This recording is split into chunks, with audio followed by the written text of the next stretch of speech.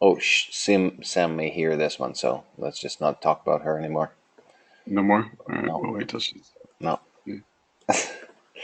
Okay, let me share my screen. You guys probably see it now, do you?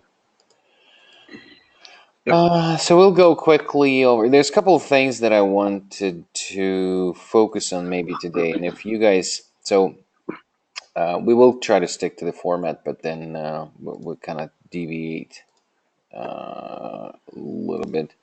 Oh, geez, what am I trying to do here? There. Okay, so scorecard. Let's quickly look at that. I didn't see none. Are you guys not putting numbers in book development and? I wanted to put numbers, but there were no documents. That's why. I think you just created it.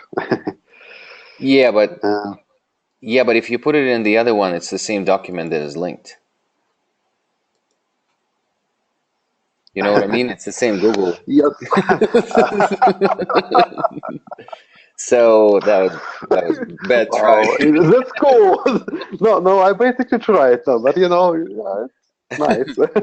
I have a 5-year-old. Don't try that with me.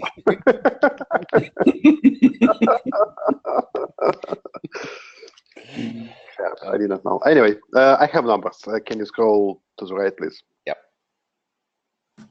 So it's 88 so it should be 62 on R column. Oh, why do I not? Is it on top?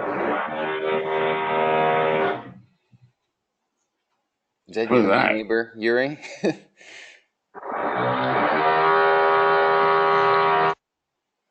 It is Yuri.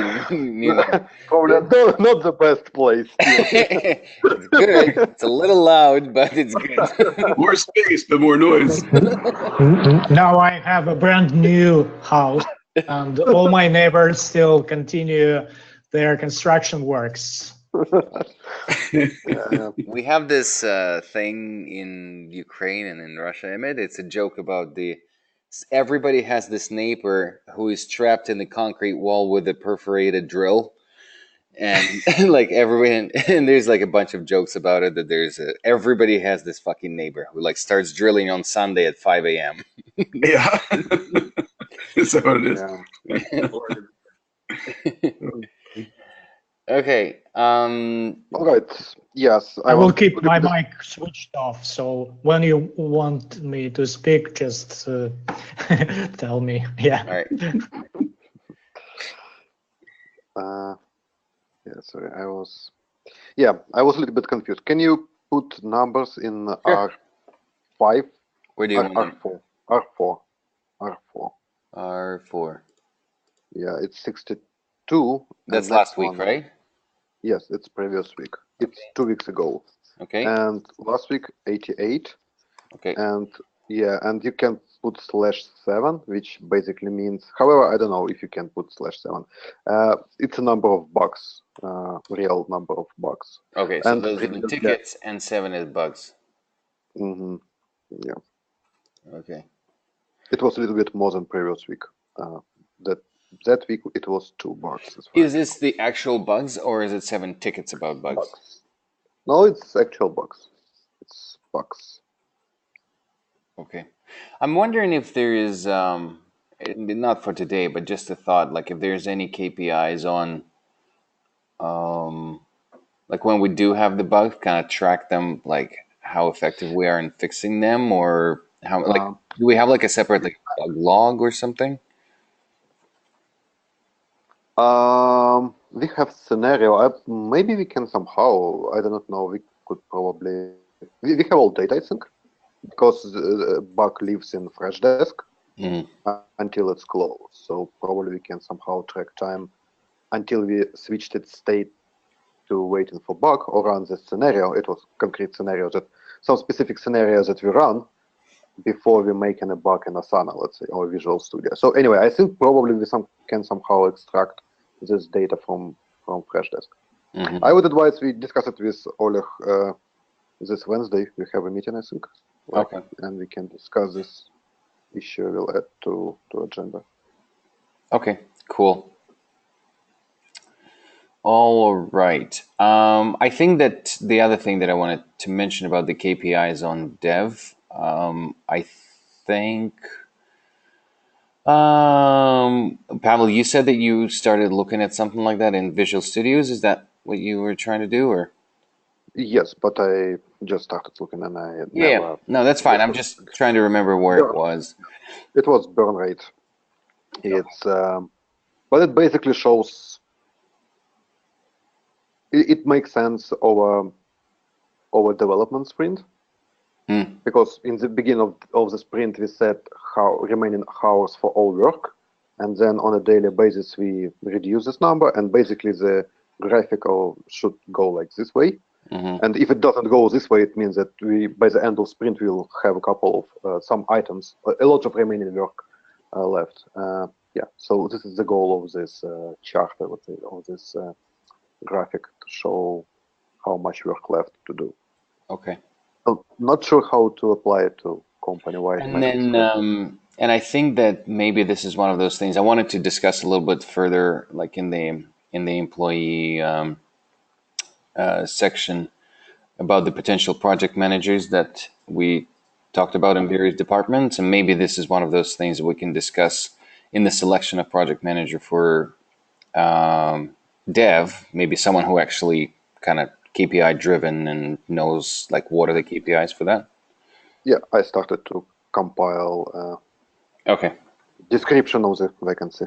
And Okay. Well, let me switch to that in that section. Okay. So let's just finish the scorecard quickly. So MQLs, you're in 19.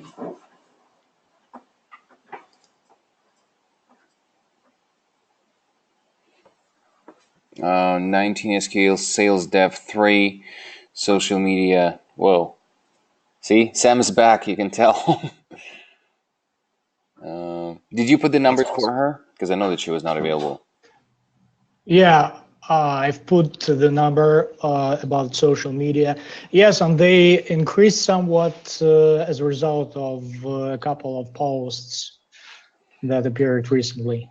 And I wanted to show you guys, I had this, let me just try to find it.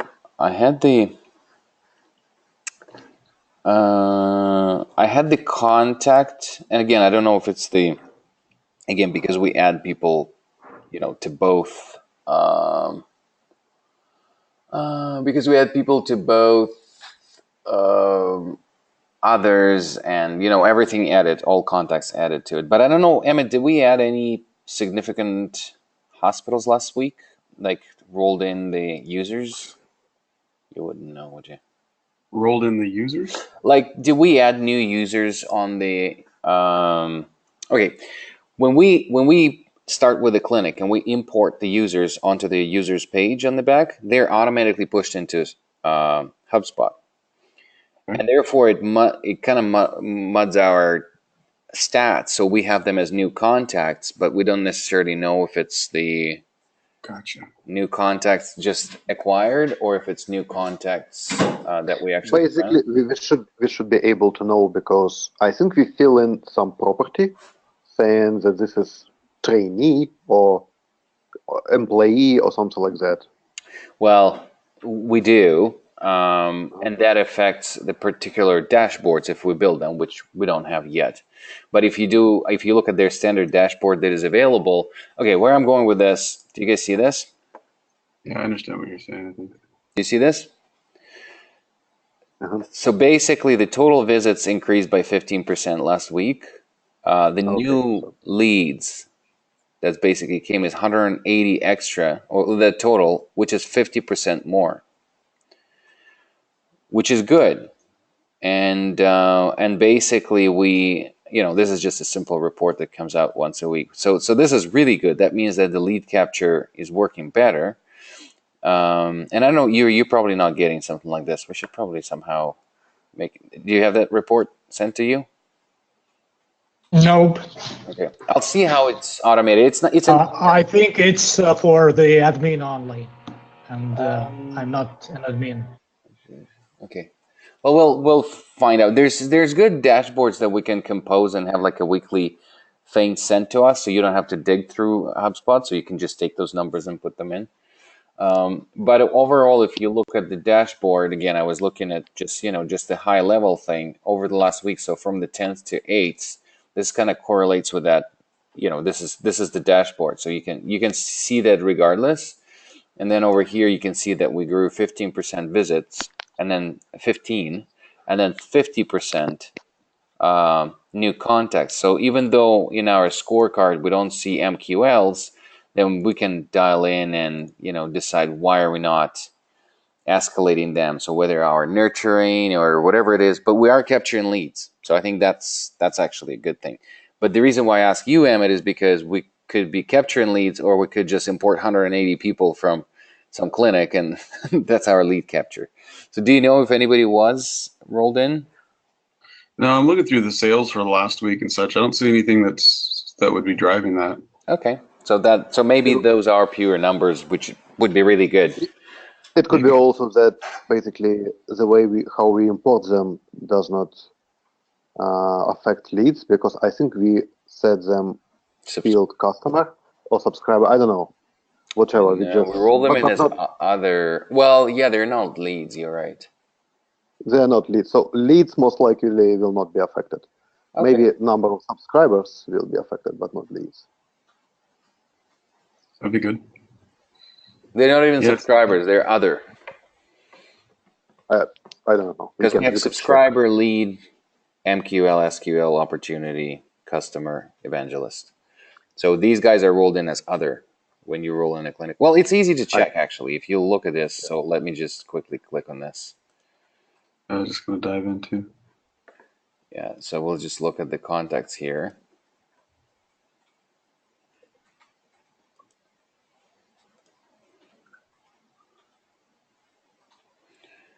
So I'm just looking subjectively. They don't look like they're from the same domain. You probably try to there find you go. contacts. Yeah. Who is this? Here's a bunch from the same. Can you open it here? Let's just have a look at submissions. Who they are? Like, can you open and see what is their state, if they're a subscriber or lead? Oh, the life cycle. The life cycle, yeah. Wait, I clicked the wrong button.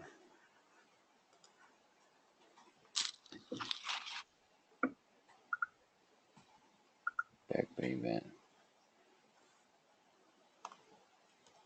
Yeah, life cycle stage. Other. Yeah, they are other. But let me see. So how many they imported?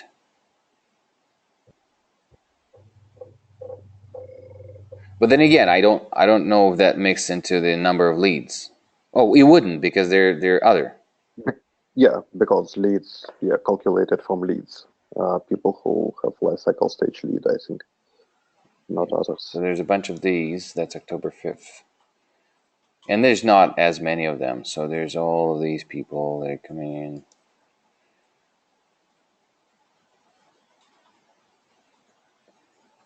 Yeah, so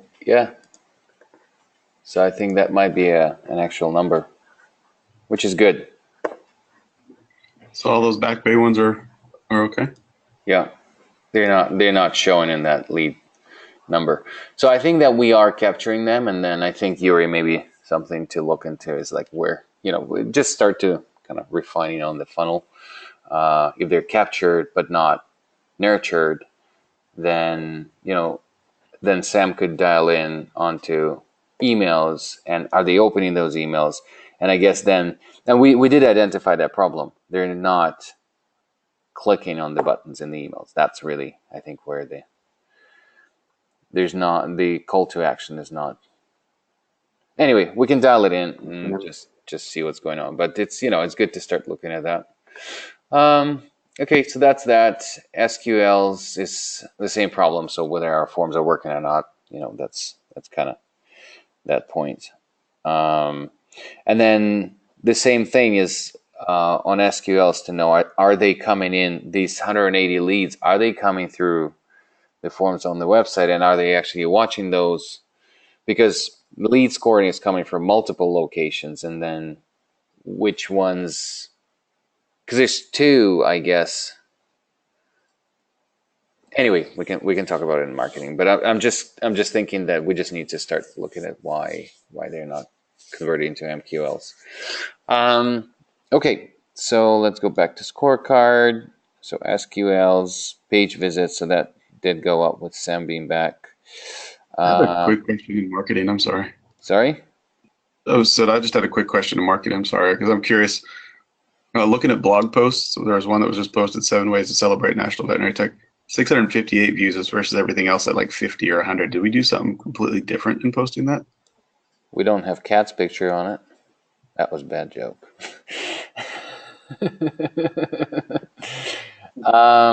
Where is it? Blog. Oh, sorry, on HubSpot, just below the metrics you're looking at on the marketing page. Well, did Sam write that blog? It was written properly and probably pushed through social media properly. I don't know if you were following that up, but yeah. So this within the week. Down at the bottom. Well, it's another. So blogging performance published 0. All the way at the bottom. Okay. There. So it's, dramatically higher than. Yep. Well, I think that Sam's going to be watching this meeting, so that's good for Sam, sort of a take-home task and research.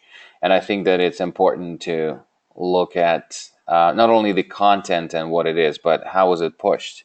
Like, how was it? It's a piece of content, which, that's our big kind of, once we establish the processes in marketing, that's Yuri's big goal, is to establish what content is most engaging, and then all of us together creating new content. So Sam had a great idea about the veterinary technician week to have everybody record something about that. In fact, Emmett, I will encourage you as well, maybe to do something if you want to. And then she's just going to use that to push it through various channels and just record it. So Stacy recorded that, and Helen recorded that. Helen recorded a very British message, just a very. And then I'm just going to quickly show you about the content. So I'm just editing this a little bit. I recorded the one for another initiative that we have, but I recorded this thing on the mountain in San Francisco. That's about going green and stuff. So anyway, it's about generating content and seeing how people are reacting to it. So, probably have to go to the dispensary store and say how green we are now. Oh, it's more about our Greg. Yeah. Well, in Oregon, it's legal now, so it's very easy for me to do that for you if you want me to, Pavel. I think Kyle is all set. He's fine. I will come and we will do it together. Okay, let's move on. Did I answer your question, Emmett?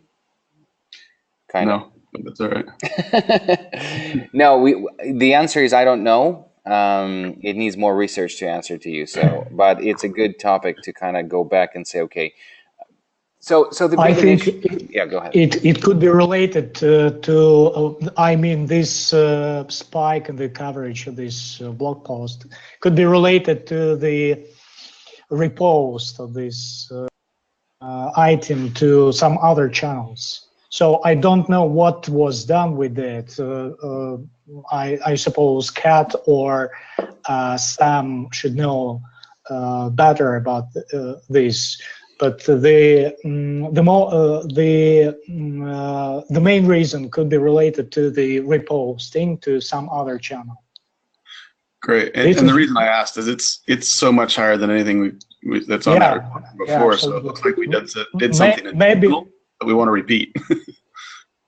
Maybe this post was promoted with paid tools. Cool. Yeah, so the main thing is that when Kat was writing blogs, and Sam was not here, and then when the blogs were not worth making a noise, like she made a blog post about herself, and then it's not pushed enough through other channels or partners or anybody. When you make a post like that, you can tell Andy Rourke and Justin Lee with 150,000 followers or Anesthesia Nerds, Happy National Tech Day, and then Nerds will repost it happily, and then Justin Lee will repost it happily. So it's really about the content type, and then whether it's worth sharing, and then when you share it, then whether people engage with it. So it's really what we're working on. So it's a big initiative to kind of be consistent. There's a couple of things: be interesting, be authentic, be consistent, and then that kind of engages the lead generation through it. Yeah. So it's all a part of the strategy that we're kind of developing from all kinds of angles after the inbound. So revenue is higher than last week, but lower than any week last month. So the good news is that we're waiting on the accounts receivable. Any word there? I haven't updated it this morning to see if anything's come through, but I'm expecting payment to come through from Pathway, KVET, SynVet this week. I'm not sure what MWI's payment terms look like, but the three of those should be, I think, like 90, something like that. So. Okay. And then for MWI, like, is there any reason why it's October 9th and we're not? I'm gonna reach out to Larry today and figure out what the plan is there. And Mark was working on that, so I was expecting something by the end of last week. I'd have some communication because he was on it right away. So I'll follow up with Mark this week as well. Okay. All right. Thank you. I have probably a little bit off topic question, but I think it's right time to ask. We still have to pay some commissions to eVet Practice and IDEX. So does somebody do this? Where's this email coming to? Like, there was an automatic email that was generated. In email? Probably it was sent to Phil. I have a feeling. I think so. So can you, because there's an automatic calculation of the amount that was sent to us. So if you can forward that, and then if you can automate so that goes to Emmett instead of Phil. So there's an automated email generated, Emmett, that calculates eVet Practice commission. And it comes out quarterly because quarterly we need to send them cash. And so if you can make a task for yourself to push it to Emmett and change so it goes always to Emmett for now. Okay. Thanks for remembering that. Did IDEX really connect someone this month or this quarter? No idea. I just know we have to pay. Yeah. I should probably terminate that bullshit with them anyway. So we're not getting anything we get that churns immediately. So I guess on support side of things, Oleg, do you want to fill us in on? Yeah, just about numbers. I don't want to go deeper for now for the exact situation with it. Maybe we will able to come back to this later because I have a few topics that would would be great to discuss. Okay. But for now, yeah, it's more or less okay. It's small growth of the number of tickets, but it depends from the last situation with the Lockit logins, obviously. So more or less everything okay, and maybe we will discuss a little bit later this issue separately.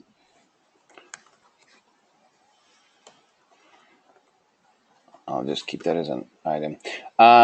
The interesting thing that I just noticed there, I don't know if it's right or wrong, but it looks like your average hours for ticket response time is the sum of all of them rather than average.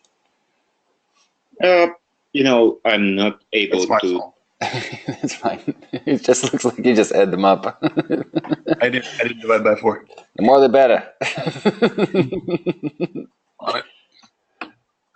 Yeah, for now, the real statistic is the number of tickets and customer happiness. Mm-hmm. But it's more, the other things are not really shows real situation because we still don't adjust the settings for Freshdesk, and it's let's say calculated, but it's calculated really strange. It's not like ready to be used as a KPI.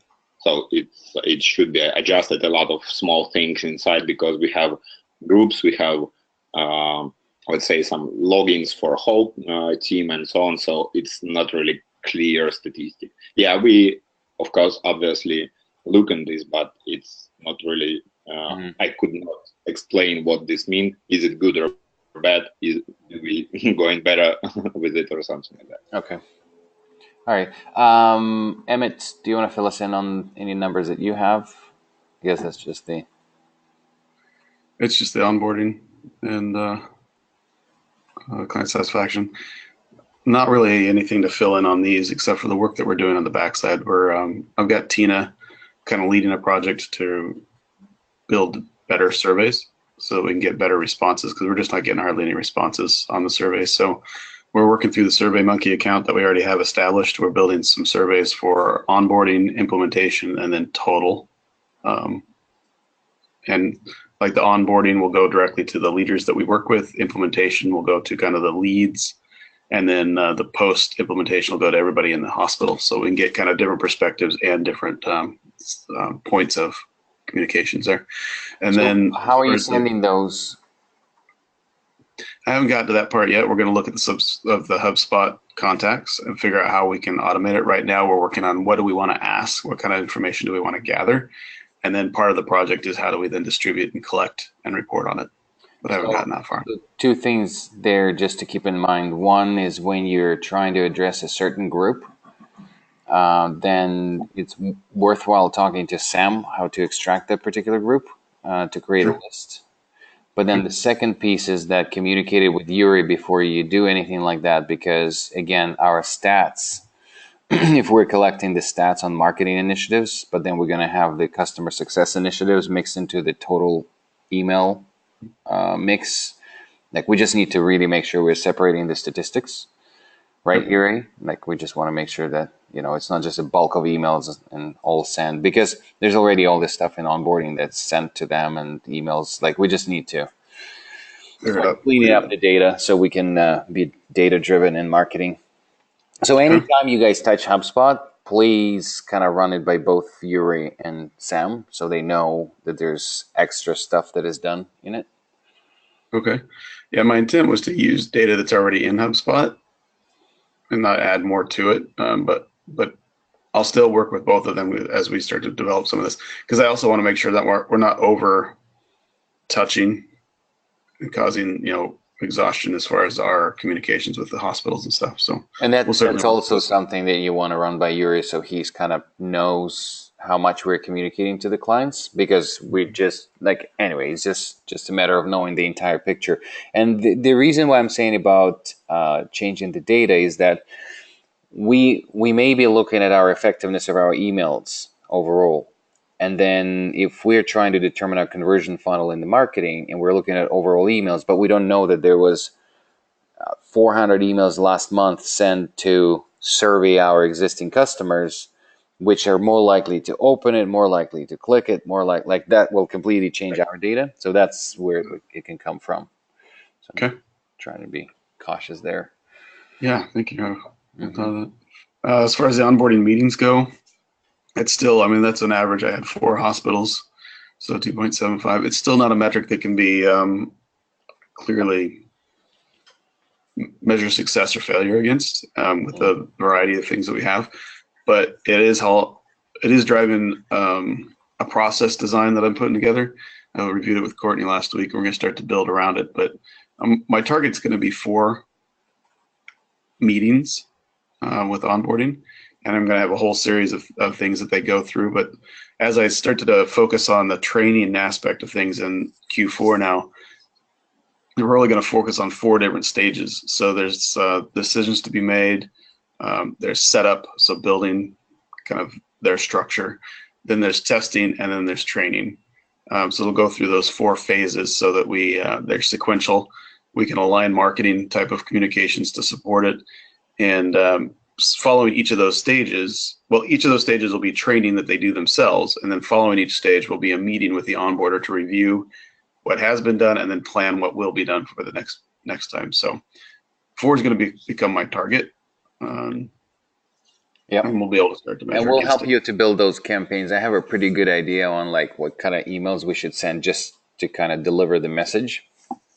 So once you get closer to that, we can together with yourself and Sam and Yuri influence that. I'm going to try to keep Yuri, and hope you don't mind, I was going to try to maybe keep you a little bit out of that because you can focus on the KPIs on the pre-funnel and really conversion.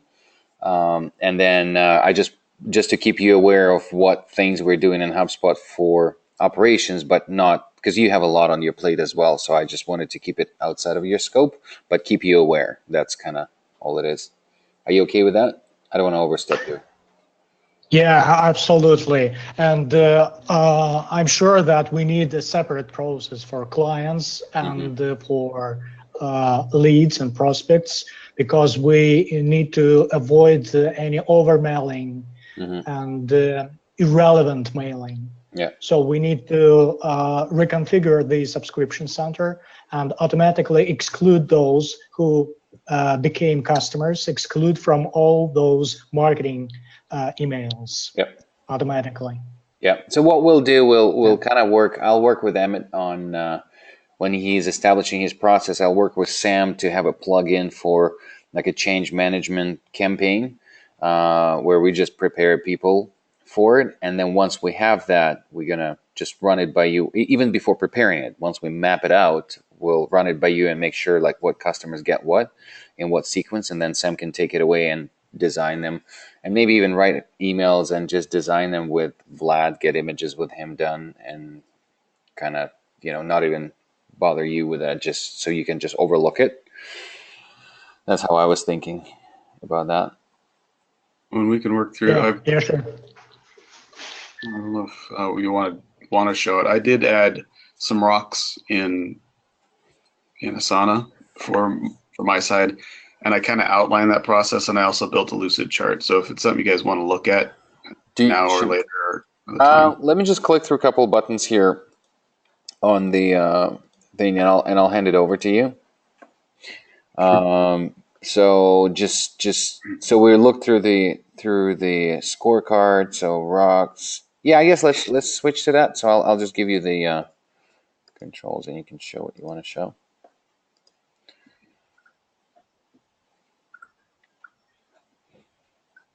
I'll try to go quick on this.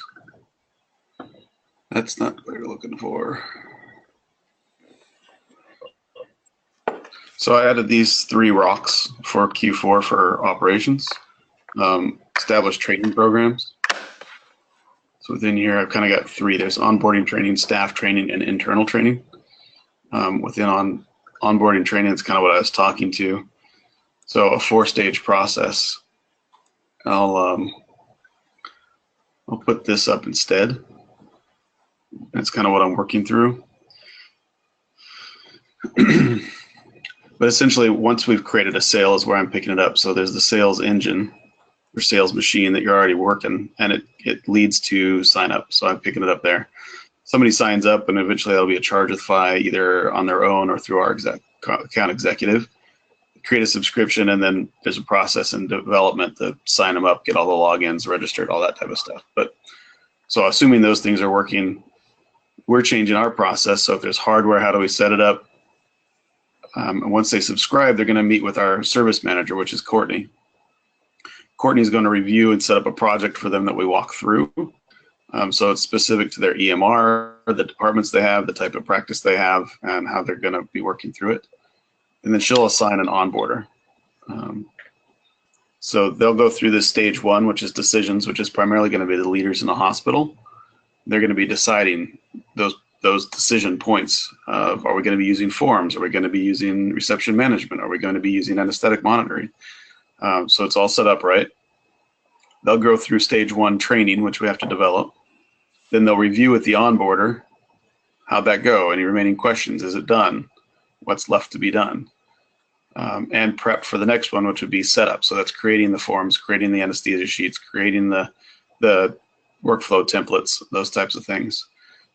Simultaneous down here in marketing, I was suggesting that SmartFlow introduction and high-level overview. So Ivan, kind of what you had talked about early phase is helping them understand the why.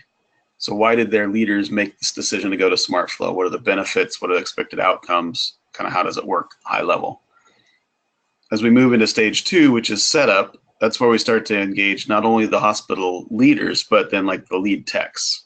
So we start to get those that know how the hospital works involved, and they're going to start setting up some of those workflows and templates and working with their leaders to make those things to develop.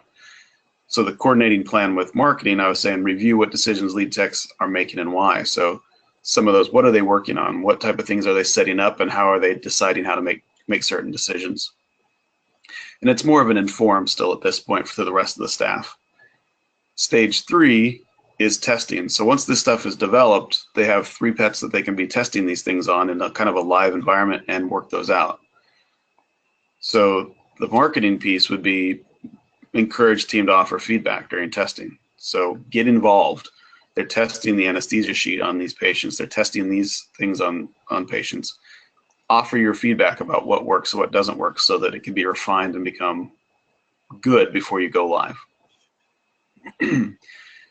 After it's gone testing, that's stage 3 review. Stage 4 is then when they all go into their own self-guided training. And during that point, I'm saying promote training modules, create excitement about go live, really. So you're bringing through that stage of awareness, get involved, now get excited, get prepared. So that's kind of what I was thinking rough pass. The only piece I didn't talk through here is implementation. So if they're going to have an on-site implementation, then I start to get the people that will be on-site involved in these meetings. So there's introduction and there's alignment on some of those decisions, and there's a gradual transfer of responsibilities from onboarding to implementation before we actually go on site. So all of these will start to get coordinated and choreographed to be repeated, and it'll all start with kind of that service manager setting up each project. So that's what I was thinking and why I wanted to go there, Ivan, is it's kind of how I saw some of the alignment going. It needs to be detailed out and whatnot, but does that make sense? It's terrible. Horrible. Amazing. That's really cool. This is great. The only thing that for marketing purposes there on the bottom, I think that we'll need to try to be as generalized as we can on those, just a very general like change management. And I think that we'll create the campaigns that just outline, sort of like your management decided why and blah, blah, blah. But we know why usually. So we'll just create, because we can't really cater the campaigns every time to them. So we'll just be a very high level stay for, the particular decisions that they make and stuff like that. So up until that last stage where they give feedback, that's where we can send an email to them and say, like, encourage the team to offer feedback and stuff. That's where we can send a campaign that has actually fillable landing pages where we can actually start getting feedback from them and send kind of email and then say, so now, start with like, okay, why, what SmartFlow does, like just kind of little teasers and stuff and the videos that we created. And then, the Who Moved My Cheese thing, I would still send that. And then even if 10% will watch that, it's still fine. They will start talking about it because it's funny. So they'll start talking to each other and calling names and stuff. And then after that, the actual what, so why the theory, then why SmartFlow. And then when it gets to that point, it's like, oh, this is what management is doing. And this is what leaders are doing now. And then after that, okay, now that that feedback, I don't know if that's going to, well. What I was actually saying was making sure that they're getting involved in offering their leaders feedback. not necessarily us, but giving their lead techs who are designing a workflow or designing a template, they shouldn't just sit back and be quiet about it. They should offer some opinions at this stage so that it's going to be functional by the time they go live. I think that that's a great stage where we can somehow through marketing encourage the conversation. That's really what you're trying to do there, right? So not the management is doing something by themselves, but you basically push both parties almost like, okay, check in on this and that, like provide it, like just make them talk, like make them talk between each other, and then potentially getting feedback to us, which we just funnel straight to their, because it's easy for us. We can deploy a landing page where people just enter their concerns and stuff. And I also want to, I'm studying it a little bit more about the whole change management, but identifying those that are really struggling early and have a separate campaign that helps to decrease the stress and mitigate it, and like they're separate, like kind of handling people that are super stressed, so they feel like we actually worked with them specifically. Because it could be easily done when we send the email campaign. The call to action will be almost like, please let us know what you think about this change, and then they're like, I absolutely hate it and blah blah blah. Based on that, we can trigger a separate campaign that goes to these people that are like, okay, so just talking with them, because most of the time people really need to be just listened to.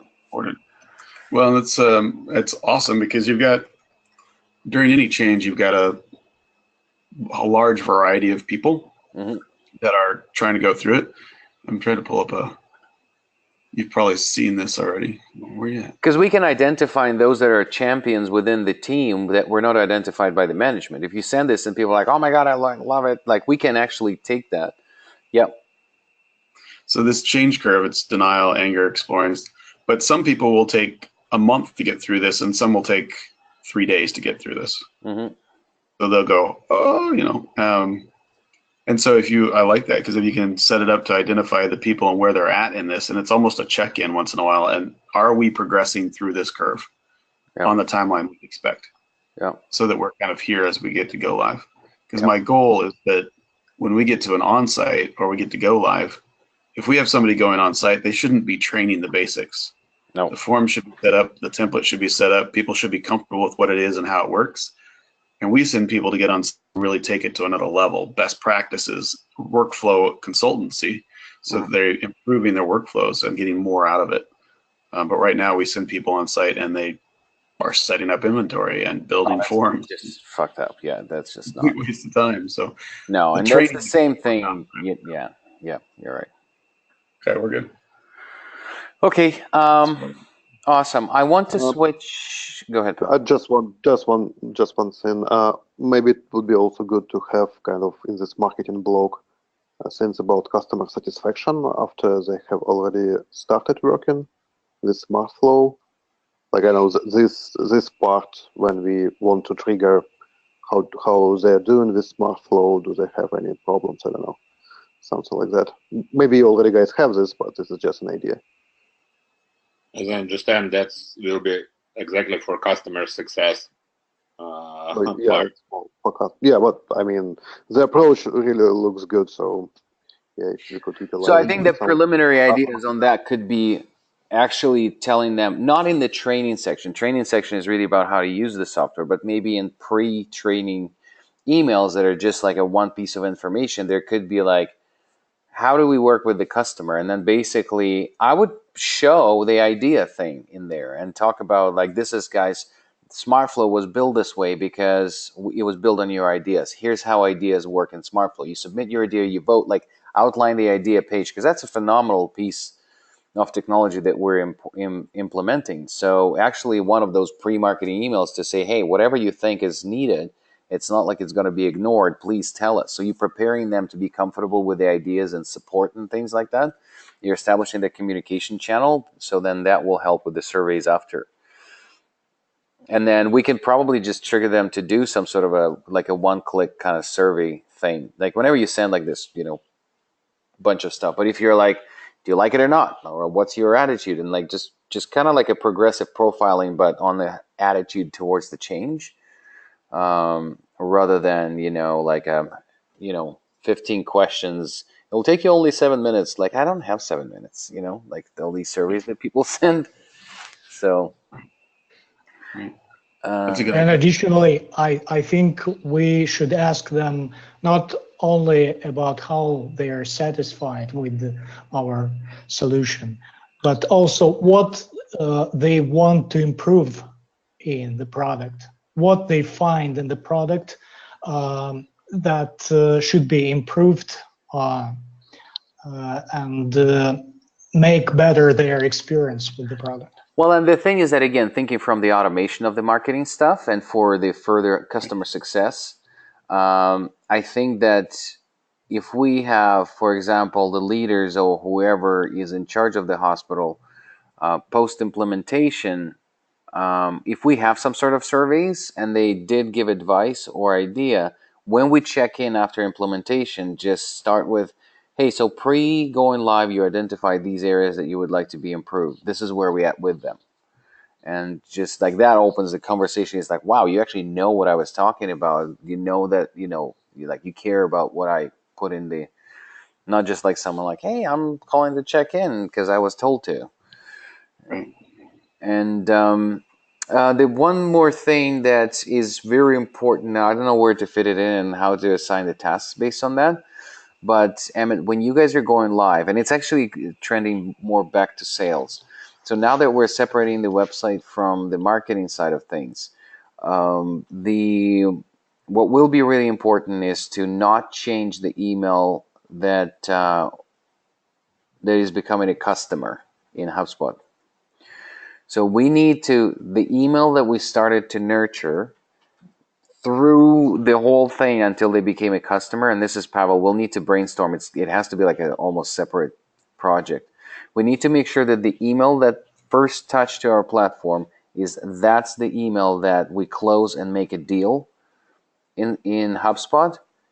And it can be the same email for registration. It can be a different email for registration, but we don't change that in HubSpot. Because what we do right now in HubSpot, a lot of the times we were leading one person and then they signed up with info at happypaws.com, and we make that a customer rather than this. So we have zero traction of how we progress through the funnel because whoever we were dealing with is not becoming a customer. And it was changed recently. Yeah, our analytics is spoiled with this change, and we do not know who was actually converted from the lead to the customer. Yeah. So that is something that, Emmett, we need to figure out, and we need to figure out from sales first, because I need to find out who do we actually register, like what email, but then we need to trend through a couple of things that touches all the departments, and that's leading to login conversation that I want to step into next. Is basically because we are sending an email to everybody who is a customer, but a customer could be info@happypaws.com that they created just for the account and nobody checks it. In our system, it's called a customer, and that's not a person that we should be informing. And then we get the outcome, because I think that the login was okay, the strategy behind it, but we still don't have proper people who are actually the decision makers and managers that need to be informed in the facilities. So I think that we need an ASAP, like this week, decide what is the project that we can establish to find out those. And I think, Emmett, it's actually if your people are doing the customer support, when they're calling the clinics, we need to establish sort of three things. And I think that we just need to create a little protocol, make it an Excel sheet if you can. So basically, we have, when they're calling to check in, if they get a person, or even if they get a receptionist, even if they don't get through, they can ask us in the reception and say, look, we have on your account, we have info@happypaws.com. Is this the main corresponding email to your management? Because we're about to release significant changes to your SmartFlow, and we want to make sure that we send it to the right person. So if the receptionist can tell that, they will be like, no, I have no idea what that email is. And it's like, okay, who is the decision maker? So then we get that email and we get it into HubSpot. I want to establish three properties in there. One of them is SmartFlow account, which we do have, and that's how you log in and your thing. Then two is who is the decision maker, who is the manager that we inform on account changes, logins, updates, pricing change, like all of that management thing that we change to account, then that we need that person because we don't have that, and we send it to a customer. What we need is, Yuri, in fact, if you could create a property, maybe even like I don't know, whatever it is, decision maker, manager, call it something, so we can have our customers, and that's the person we communicate with. And that list, bless you, and that list could be updated. If we sold to the person who we were leading to the sale, which ultimately it should be always anyway. So if we closed, so whoever touched the platform and bought, like that's who we took through. We know the final, we know the conversions, and that's fine, but that might be not a decision maker. So then we create a SmartFlow account email, and it could be the same, but it could be different. So we know that property, and then the second property is management, and those are the people that we send information to. And the third one is billing, because in big organizations, billing and management is different things. If we change the pricing or more logins, we need to email to all the billing people. If we change, settings and whatever, it needs to be another person. So then we can easily generate these lists and not run into the login situation where we send 80 emails and half of them didn't open it, because not only because they didn't open them, but because we're sending to like mute dead end email. So maybe this is something we can discuss with you, Yuri, and then kind of establish a strategy behind it, and then deliver that to operations and tell operations exactly what to fill out.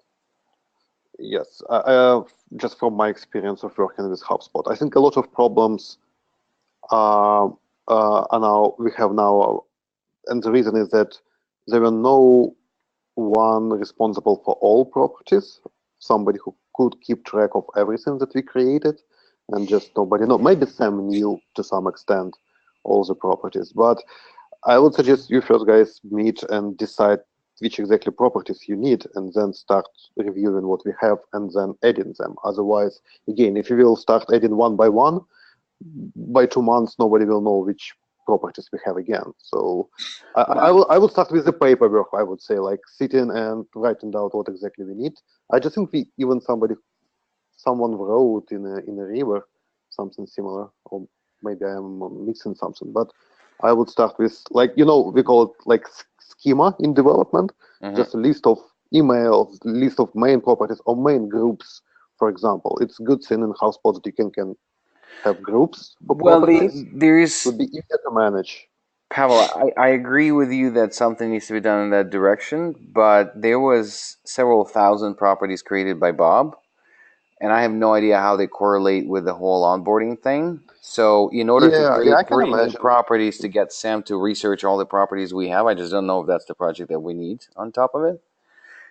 Well, at least somebody could sit and have a look. Everything called has a name email in the name of the property, just to understand what emails we gather, and then to think what we are missing. Yeah, we will certainly do that. I agree. Yeah. The only thing just my experience. You're creating a separate project to it. I just need 3 emails that all of us know that those 3 emails mean this, and that is given to operations, and then operations tell to their customer success people, when you call, we need these 3 fields filled out. And then everybody knows what those fields mean.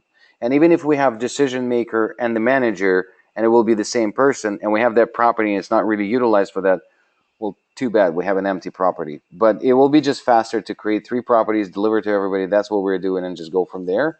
But we will search along the way for others with email. You know what I mean? Like, maybe you're suggesting like a whole cleanup, which no, I'm not. I'm thinking about next time that maybe we have this journey for the customer or funnel. I don't know.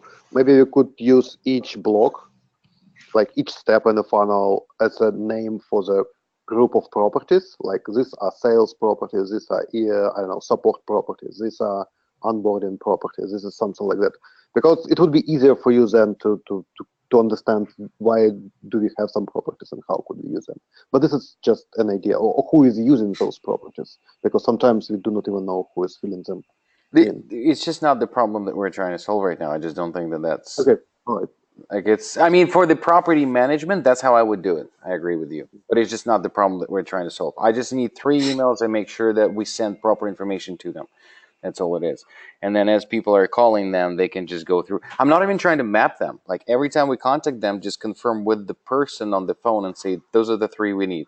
And if it's the same person, they'll just go in and fill in 3 properties with the same email.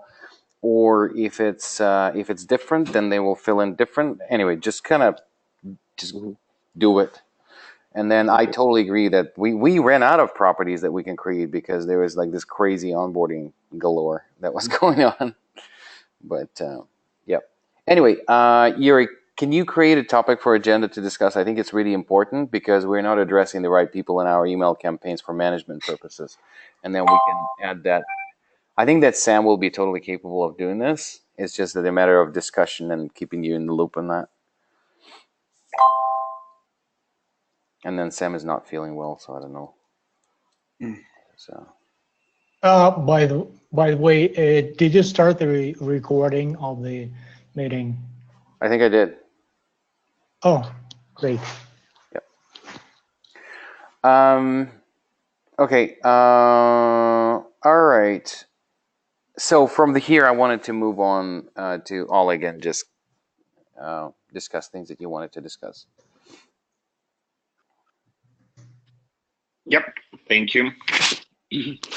Okay, so it's one thing that I want to discuss.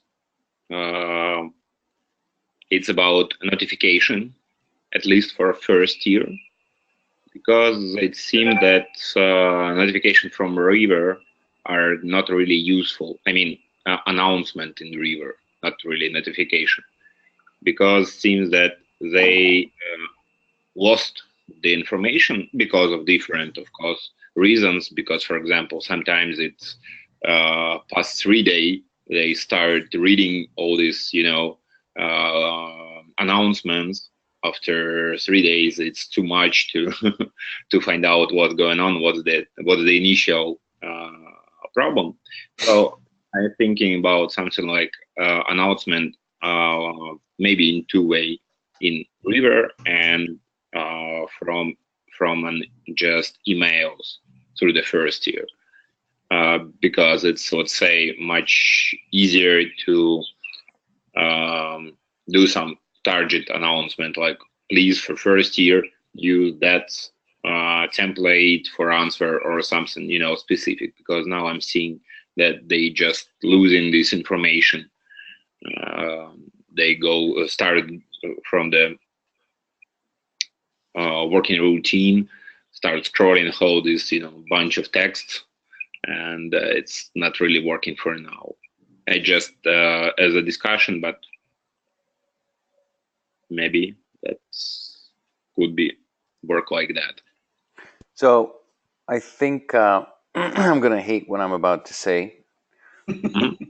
I think Bob was right before he left and said, should I write a memo on how to use River? This is being recorded, isn't it? Oh, damn it. I still have the file, and I have an iMovie, and I'm very fluent with it. So I just cut it out. Are you making posts, or are you making chat messages? Sometimes posts, sometimes chat messages, but it's still not working like it should be, because, I'm not able to control, do you read it or each time for each person, because of course shifts, it started from late night, so sometimes I just miss to discuss something with each person first year, and sometimes they miss this information. Because I think I saw that you posted a couple things through the chat message, and you're absolutely right. It's going to be extremely hard to track that. But I think that River posts, they, at least for us in both management and marketing, I think they worked okay. And in sales, basically, when you make a post, it hangs there. And if it's important, you can pin it to the top. So it sits there on top until you decide to unpin it. And if you want all your first years gradually throughout the week to sign off that they read it, you can ask them to write a comment. Great, thank you, whatever it is, as they start to shift. And I think that you might want to implement the process behind it. So you make a post, the post is sent to everybody. When someone comes on shift after 3 days being off, they need to look through the posts, not the chat messages, because there's a lot, but through posts from 3 days ago until now, read through all of them and sign off and say, got it, got it, got it. Just 2 words there. Because even with the emails, you know, when you come back after 3 days, I don't know how other people emails are, but you can probably see how I read my emails. Like a week later, I'm like, oh, great. So I think, I mean, that's totally up to you. I just think that River would work nicely if you do it right. If you want to like make another effort and try to do it exclusively through posts, like chat usually in our department, it's like, I don't know, hey, Phil got drunk at the conference, and you know, and we just like something like that. But post is, look, we have a new drinking policy and everybody needs to sign on this because we can't repeat that again. So, you know what I mean? Like it's post is something like an announcement. So what we do for us, let's say here's the exec meeting. So we are meeting with Pavel and Emmett, and then here in the chat he was like, hey, we're signing up for this. Is this right? And we just quickly, yep. And that's the conversation. But when we have a weekly agenda, so then you see we're running agenda items. In fact, like in here, Pavel, we start posting things for the next agenda in here. So this is for the next week. Pavel started putting things in here. I did this week, so we have, you know, agenda items here. And then Emmett had another, you know, discussion point, and it's very topic based. And then people can ask questions within that topic. So I don't know if you're fully utilized that yet, and if you're okay to try it. And if not, I mean, there is an email actually, support@smartflowsheet.com. But I would encourage you to try that. I don't know, would that work for you at all? Maybe try to use like internal posts, something that only first tier has access to. Well, they have. Oh yeah. So why don't you create a group? So support. Yeah, your own group, just for you guys, not for everybody. So I have a bunch of my own groups. So I have Bring More Bacon, which is sales and marketing. That's for us. And then I have another one with that's management. That's we created for this particular meeting where Emmett posted stuff. And then so we have separate groups here for specific customer that we're going live on site. And whoever is going on that site, we create a group for that, just for that instance. And then after we went live, we just delete it. So there's other ways you can use it, but if it works for you, I mean, I don't. At the end of the day, whatever works for you, it doesn't matter to me. We just all need to know how it works and how we can help you to communicate. So, okay, great. I will try to utilize few variants, and we will see basically how evolution will show us the best way. Yep. And if it doesn't work, again, we can circle back and give our kind of best practices, what we do, and then yeah, it's it's whatever works for you. Great. Okay. The one thing, also about the customer success. I had a discussion with Alice. She's a great person, I think, and we discussed. And I asked her to read that document that we create about, let's say, its ideas, some description of the customer success, and try to convert it to the process. Also, cool. We will start having project customer success on the left side on Asana. You will able to find it. Just like for the beginning, we will try to collect their task and processes there. I will invite maybe all of you and Alice, of course, and we will start to gather ideas for customer success, and then we'll try to convert it to the processes. It's not for now, so I asked her, just being familiar with this, try to search this maybe KPIs data, I mean roots of this data, how to, but nothing specific and nothing for just for tomorrow or week, but hope we'll start together maybe in next 10 days with it more closely. So that's it about customer success for now, because we have a lot of other issues for now. So we are going with it, but it's not so intensive as I want to. but we will come back definitely with it. Okay, so yeah, the next thing that I want to discuss is rocks regarding, let's say, customer success. And for now, I'm focused for first year, so it's definitely related to this thing. The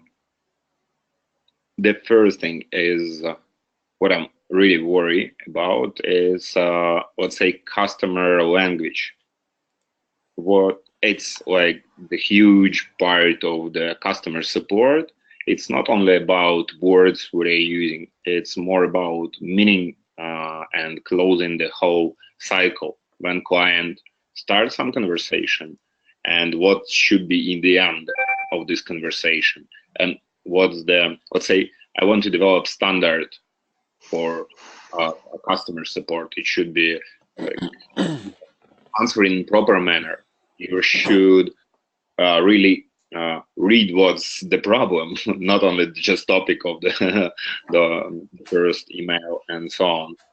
Check if you need the previous conversation, the previous tickets. We will create something like that. We will create a structure for answer. I mean, text structure. It will be like apologizing because, again, we are working on customer success, so clients often comes really unhappy because of something, and we are the face of the company, so we need to apologize, then go to the real situation together in decrease the amount of the touches per ticket.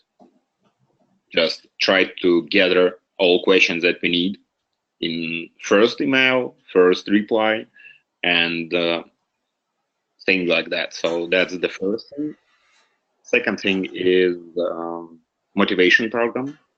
We are just thinking about it. I don't have any specific steps what we will perform regarding this, but in nearest time we will start to develop this, like what the type of people we need and how we will motivate them. That's the thing. And third thing is role specific structure for whole customer support, not for just first line, but whole customer support with the exact responsible person. It will be like key person for each type of process that we are that we have on customer support. The exact clear structure where you know, for example, who is responsible for, I don't know, development, sorry, not development, but IT question, or the specific processes that you are able to request. It's, I think, for Pavel more familiar when you're using some software thing, you just know the description, what you could request from some specific point. That's like object and so on. So basically that's it about these rocks. That's more ideas now, and in nearest future, I think for next 3 weeks, I will finalize my audit and will publish the report what I have, and then a little bit try to prognose and do some milestone map where we will going for next half year with customer support. Excellent. Thank you for preparing those. And I just wanted to briefly comment while you're developing that language. I would really encourage you to maybe run it by native English speakers, whoever you choose, whether it's Emmett or Sam or someone to read proof, and have sort of a canned approach to it. Because, I looked at the email that you sent for Shauna, and I was like, that's like, and I was like, yeah, that's good. And I sent it, and then I'm talking to Aussies last night, and they were talking about the logins, and they said, well, yes, it's nice to be apologetic if there's a problem, but there's also sometimes too much. So just kind of in that fine line, I don't know it. I think that these guys that speak English natively will know better. So if you want to run it so people know, because sometimes it just may sound like too much, like we're like totally take the blame. A lot of the times I agree with you, we should be apologetic because they're frustrated, but we shouldn't, within that language, admit our fault in it. That's really a fine line that I don't know in English. And I would just run these things as you standardize them, because what you don't want is, like, for example, in these login situation, and to be like, oh, I'm so sorry that this happened to you, and it's like, well, no, you should be paying. Like, in reality, we should go back and say, hey, you've been paying last year less than your bill was, so we need to go back and get your money. But we feel for you that it's so abrupt, and especially people that submitted a ticket are not the ones in charge. So maybe even the language that, oh, I'm sorry that your management didn't address this yet, and that you had to go through this experience, rather than, well, we're so sorry because it's our fault. That you just want to make sure that the message is delivered that we're sorry that you feel that way, but if you fucked up, then you got to fix this so you don't feel this way again. So take some responsibility. So I guess I'll just jump into it, because Oleg and I discussed some of this yesterday or Saturday morning a little bit too, and I'm going to be. I mean, Oleg, you do a pretty good job of like posting it, saying, "Here's what I'm going to share. Here's what I'm going to post," and I'll take a look at those oftentimes. And we talked a little bit about this too, where there's a bit of a fine line. Like, we want to be apologetic and accommodating and supportive from his perspective of the client, but also clear about what the solution path was or is, and how we may have gotten here, that they should resolve some of that process too. So it is a fine line of being supportive and empathetic, but not necessarily responsive. Yeah. Maybe we are speaking now a little bit from different things, because that email that I sent you, it's a really specific situation. To that's that why I'm customer. Yeah. Yeah, that's why I'm so being so polite and because it's not a bad thing or a huge deal. It's way better than the way I answer emails, for sure, to customers that I hate. So it's always better. So I want to move on, maybe very quickly, just list them and then dedicate 10 minutes. So we have about 17 minutes. So maybe quickly to run through, if you guys prepared the rocks for the next quarter, and then switch for 10 minutes, just look at the process that we established with Pavel, because I want to touch on that. So Yuri, did you have any high level, like a 3 rocks that you wanted to present? Do you have a chance to think of that? I think that these are mostly related to those high level tasks that we specified in Asana. I mean, the first is about the KPIs for marketing. The task about breaking even by the end of the year, and the task of separating the visitors from the customer part of the website. This will involve a lot of steps, primarily migrating the site from the current platform to the content management system, and migrating the web pages and updating them, and applying the SEO techniques as much as possible. So these are 3 main goals by the end of the year: KPIs, breaking even, and separating the visitor part from the customer part of the website. Awesome. And these are, they are like the major projects in marketing by the end of the year. Awesome. Those are really good. And in terms of the release that we'll discuss in about 5 minutes, structure, we actually did it based on looking at the separation of website from based on your goal. So we're gonna go through that, and it's actually linked to that. So that would be good. And Emmett, you touched on yours. You started, and then I think we kind of shifted from that. Did you want to touch on those? I can tell you real quick, but I think we talked about most of them. Yep. You want to pull it up? Just outline briefly, like bullet point, if you can. Yeah. I had Do you want me to give you a share, or do you just verbalize it, or? I was waiting to see it on your screen there. Oh, I don't know if it's. Is it here? Yeah, I added the 3 of them there. Oh yeah, there they are. So established training programs, and I talked about the onboarding portion of it. Then there's the staff training, and then there's kind of internal training. And some of the notes that I added, you guys can feel free to go look at those if you want to. But we kind of walked through the onboarding portion of the training that needs to be done.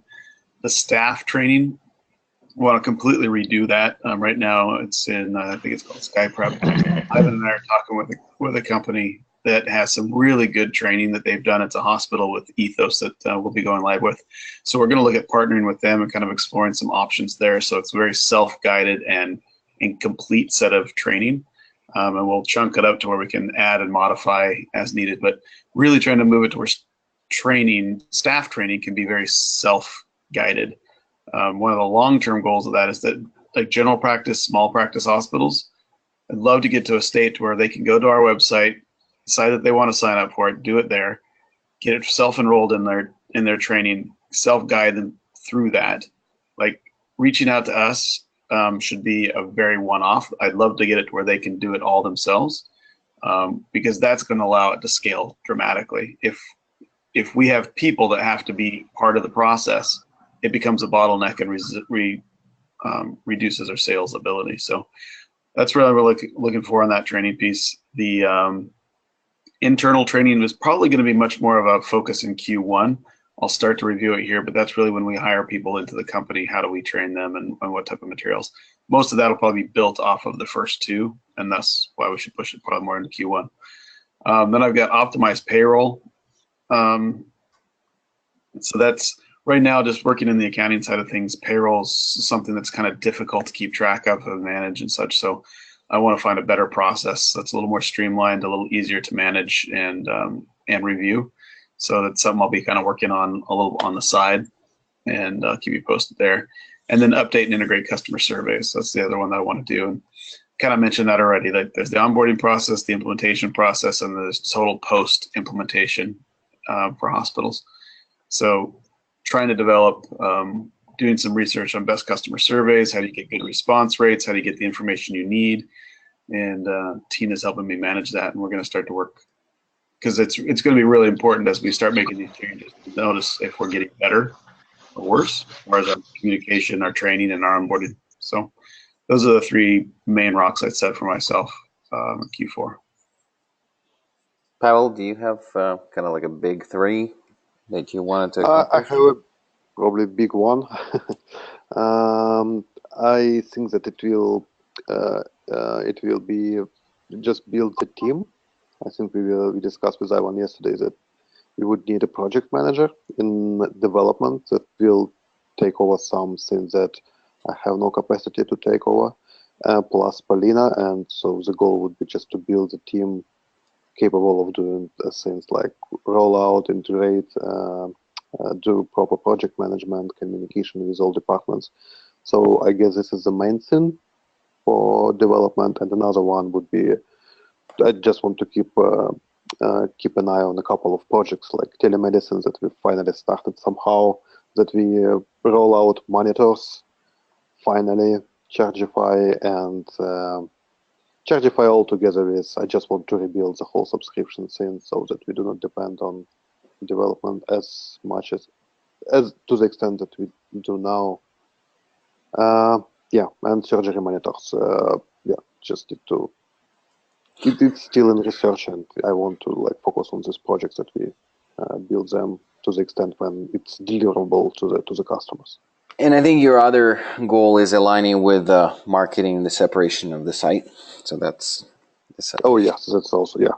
Well, also it's also UK. Well, there are billions of projects. Like UK project seems to be a big one, but I don't know. Like I just. Yeah. So I think you're right to narrow it down to that one with the project manager. And I'll actually let me touch on that before we switch to actual release, because that's important to touch on. But so in terms of the new hires and stuff, we discussed this in quite length. And um, after 2 or is it 3 months now, Emmett? How long have you been with us? It's been 3.5. After 3.5 months, he already showed to be ineffective to manage everything by himself, and so we reached the capacity that we could. No, Emmett is doing an amazing job, and we really need to insert some more help so we can outsource the tasks and kind of delegate them more. And that was my expectations, Emmett. I just wanted to see what really worked really well. We didn't overwhelm you and you just stayed with a mess.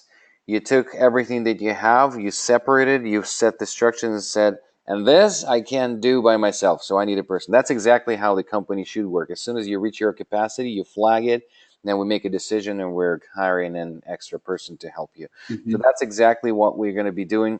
Same for you. You know, we had a couple of discussions and who we will need for other projects and things like that. That's really how we will operate. So right now, for same happened with Pavel, and we kind of overwhelmed Pavel about 3.5 years ago, but he was still holding.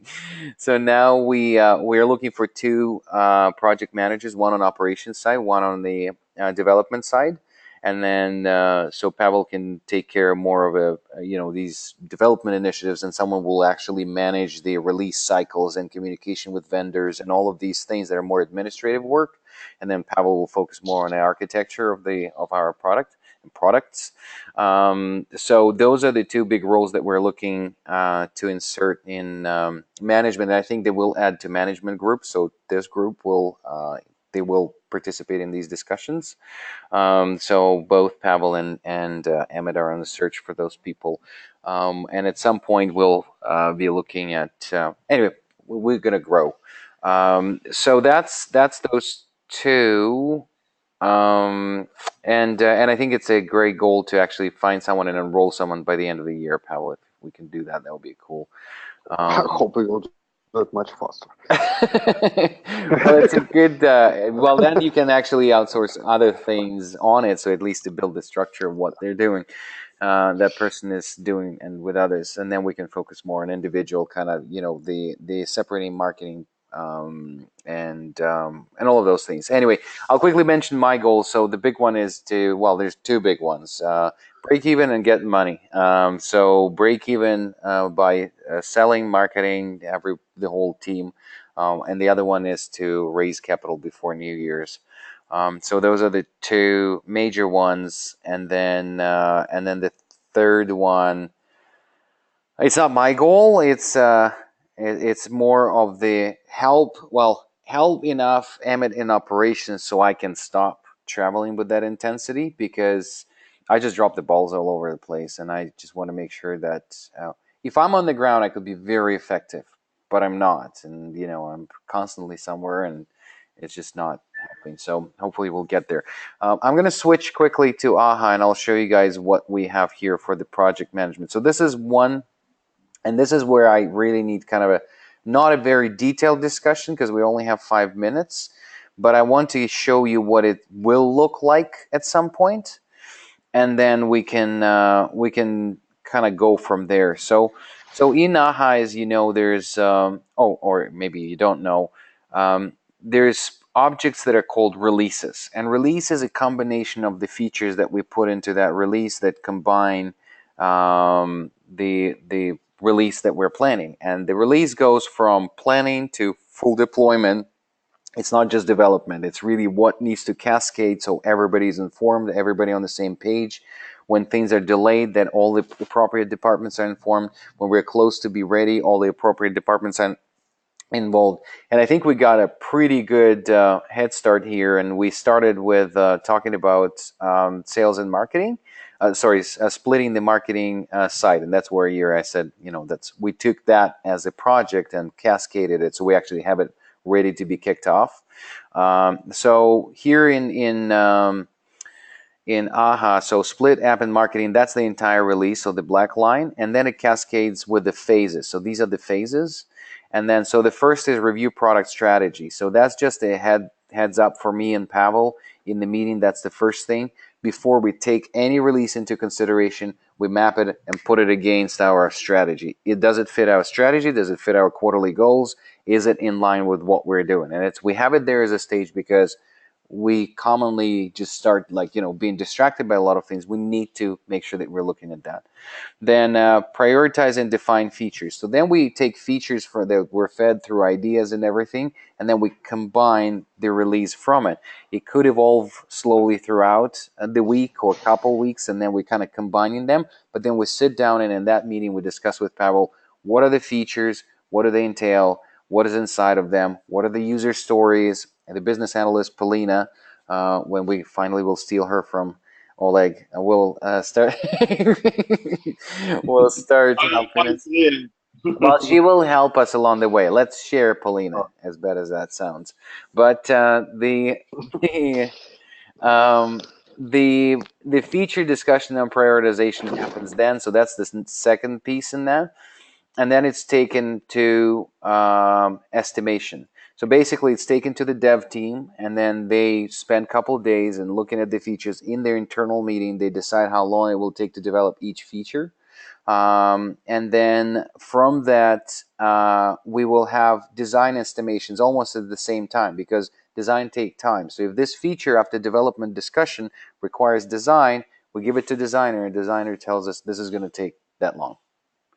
Okay, and then so then basically front-end estimation, because now it's a separate role. We used to have the same person. So because we have different resources to do it, we have two people that will be doing it in front-end. So we decide who's going to be doing this front-end, and then they need to estimate how long it will take to cut that to production. And then we have another meeting with Pavel where we discuss project plan with product owner. So it's Pavel and new project manager, or maybe at that point it's just project manager, because we discussed with Pavel's feature. No, I think it will be probably together, right, Pavel? So we'll just discuss the planning. Mm-hmm. Yeah. Well, we'll mold it from that point. And then once it's discussed, it is taken into development with full consideration. So right now we have only one feature in here. We had 3, and Pavel outlined the major steps and milestones that we need to go through to execute on the separation of the website in this particular instance. But we took 1 just for this design here, and we'll make 3 different releases for them. But that's when it's taken into development. And this is where we were thinking, Yuri, where we should have a brief campaign sent to 3 entities: customers, vendors if it involves them, and internal communication, and just say, hey, new release was designed, it's planned to be a couple months without any specifics, and say that's what's in the pipeline. And just tell our customers, tell our vendors and everybody that that's the release that we combined. There's no images, it's just a list of things that we're planning to do. Just a sort of preliminary kickoff of what we've taken into consideration. So are you okay, and this is where I wanted to ask your input, are you okay on that communication being done when it's like when we actually locked everything into the release as a preliminary one? Yuri. Yeah, okay. And I think that a special campaign should be sent in case we have a major release. So if it doesn't differ a lot from the previous release and the previous state, we cannot show exactly what has changed. Mm-hmm. So that's why I think that the major campaign, any kind of major campaign, should be launched in case we added new features. If it regards the website, we can start a major campaign about the new design or new sections on the website and so on. Yeah. So what I'm trying to get to here, there's 2 communications that I want to do about each release. One, when release is locked and we know what's coming in it, then there's a first campaign. And then there will be a second major campaign after that when we're done with the So let me walk through it. So here's the development, and development takes time. After development is finished, and then if anything happens and the time is delayed, then you can move these things, and then we'll move the entire thing. So we can actually have a transparency into what's being developed. And if it's delayed, then Pavel can go in and move this so everybody knows that it's moving. But we're not yet preparing with you in marketing towards this because we don't know when it's ready. So being bothered by something that is, we have no idea when it's released, it's too early. So after the preliminary development is finished, we will have the acceptance testing meeting. So basically that's a meeting like we had last week that I recorded for you. So it's a meeting where they're showing us the features, we're looking at this, we're making some changes, we're suggesting the bug fixes and things like that, but it's already a kind of a raw version of what's going to come out. So this is where in that meeting we decide, okay, launch campaign. So basically then I'm having a meeting with you where we're designing what's going to go into this campaign, what's important to show, what's just the item, what's the FAQ, like you did for the forms now, like that whole thing, that's when it's kicked off. And then we decide when it's going to come out. And at this point, the marketing campaign is going at the same time as bug fixing and testing. So then developers take it for a couple of weeks or 2 to 3 weeks into testing and bug fixing, and then we prepare the campaign simultaneously. This is where the major thing is happening. And then after that, they have some, so marketing materials preparation and blah, blah, blah. So that's a milestone launch planning meeting. So we actually will have a meeting about that release with you. Once we planned it at that meeting, we start making the materials and, all this. We're preparing. And then when that's all finalized, then when they're ready to deploy, so there's App Store deployment, which takes a couple of days. There's marketing campaign release a couple of days before it actually goes live and say, hey, in 2 days we're releasing this thing, be prepared. So all of our stuff, we just go boom, a day maybe before that. And we send, our social media, our videos are prepared. Everything just starts firing. And then after that, we also conduct the support and sales department training. So there's a session or whether it's just a communication. So that marketing campaign should, again, inform 3 entities: customers, support, and sales, internal marketing and the vendors. So that's also delivered right before we release the things. And then simultaneously, App Store releases that. And with companies that have internal they have breaks that they put on the release. It's called MDM. So some companies have to push it manually. We wait for them to push it manually. And then server app release, and then there's actual final release date. So that's the cascade. So from marketing perspective, we thought that it would be nice to pre-market them and say, hey, that's what's coming in a couple of months, and then it's just there, like look under the hood, or, those are the things in the workshop right now. And then they kind of know, and then because a lot of people ask for that. A lot of companies said, we want to know what's in the pipeline, what's coming, not like 2 days before, but in advance. So I think that's kind of how we wanted to do that. Yeah, I also wanted to add that basically this is what we did with Ivan. It's a basic template. It's more like a checklist to collect everything and not to forget anything. But it will be probably flexible. And I think that everything before project plan, everything before development is pretty much, it will happen in this way. But project plan review with product owner is something that will really define what will be below. Yeah, because it will be real tasks and and this is like template, but something always can be added and or removed. Like for this, for example, for WordPress project, obviously we do not need any marketing campaigns or whatever. Yeah, it's just as an example for this particular case. Yeah, so in this case, we're not going to market. Well, if there will be changes to support or sales, that is a marketing, but internal marketing. So we'll assess every release that we compose it in that, as Pavel said, in that project plan review with product owner, we sit down and think what entities are going to be affected by this. Who is going to be affected in our company, our customers or vendors by this? And then once we decide that, then from that point we can say, okay, in marketing campaign down the road, those are the things that we need to take into account. Yeah, probably I'm also will ask you to add some trigger a little bit earlier for, at least for me, to know what will be the changes, because we need to prepare the FAQ, knowledge base for this, to prognose some what what client will ask after this, and so on. Well, Yeah, what I'm envisioning in that is that Yuri is really sort of the first point of contact that I discuss with, because he's going to be in charge of marketing materials for customers, and those are easy to recycle in FAQs and everything. So when we kick it off, we, with Pavel in discussion, we determine who needs to be advised. And I don't want to bring Yuri into every meeting like that, because that's a waste of two people's time. So we'll decide with Pavel, and then once I decided and I said, okay, well, support will be affected and customers, but not the vendors. Then I can, with the full knowledge of what will be affected, talk to Yuri, and then we say, okay, support will be affected, and then we'll inform you at that point and say, once we have materials ready for all the marketing, then we'll give you that bit for FAQ creation. But the FAQ creation and all that stuff will also be kind of not guided by marketing, but because we want to unify our branding and how things look like and everything. So we just, again, Yuri will have a light touch to that to make sure that, everything is kind of looking the same and cascades in the same manner.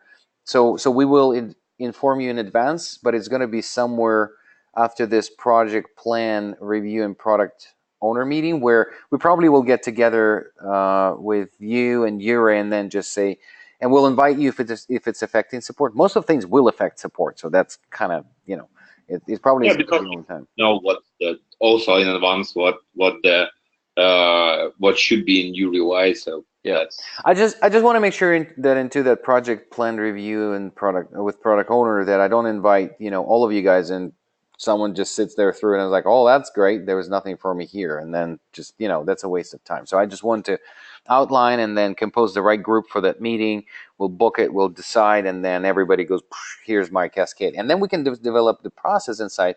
Like Yuri, I really like how you outlined the whole form campaign, like with all the items in it. So that could be like a template that you could go boom, and that's our campaign, and those are the things that are involved. Let's prepare all of those materials, and then FAQ will be a branch in there, which Oleg, you can have outline with you, and then also we're going to be sharing designer for certain things, so he can help us with the materials. Does that make sense? Great. Do you guys want to add anything? I'm excited to see all this come together like this. Yeah, I think this in our rocks that we discussed previously, the project management, that's pretty much, that's the one. More like, yeah. Yeah, and that was the biggest kind of hurdle into changing how we do things, because we're used with Pavel to be like, hey Pavel, can you make this feature? Sure. And then just take it to the development, and then pushing is like, is it ready? Yeah, it's with the customers for the last 2 months already. Oh, because we got a ticket about it because nobody knows about it. So that's what we're trying to fix here. All right, we went a little bit over. Thank you guys. I just want to say that like this, we iterated on the meetings, and right now having you in place and everybody having a very cool structured agenda and bringing their piece to this really builds a company. It really feels that way. I'm really excited what's going to happen in the next couple quarters. I think that we're going to just tighten up, making a really cool machine. And then one thing that I want to see is that once we separate the market and we have a fully dialed mechanism there, and then once we do that and then develop our auto onboarding, and then once development will kind of in the scope of telemedicine, the first step is transfer of the patients from general hospital, from specialty hospital to GP. And that's where, if we'll align things right, when this will happen, the patient transfer, and then that will kick in with people see proper marketing materials, and then auto log in and buy and train themselves, and then have an amazing support on top of that, then we could be these 5 people and the company will be running on its own. Like, it will be an auto, and I've been to a couple talks with startups and scaled businesses. The biggest thing that people ever done to scale the business tenfold, not like 30% next year, tenfold, 20-fold, and more is when they took the existing product with the existing process and put it on auto roll up of the customer. And that's where it could just be phenomenal if we'll get there. So I think if we'll be thinking in that kind of direction with everything we do, and I think we all do, then it would be amazing. Completely. It'd be fantastic. Cool. All right. And then we can all have a company retreat in the middle of the Caribbean or something, right? I was thinking Hawaii. That works. We can actually go and work from there because we're all remote. So Right. It'd be fun to meet everybody. That'd be cool. Let's get there. excellent. Cool. Thanks, guys. I guess. Bye. Okay. Bye-bye. Thank you. Bye. Thanks.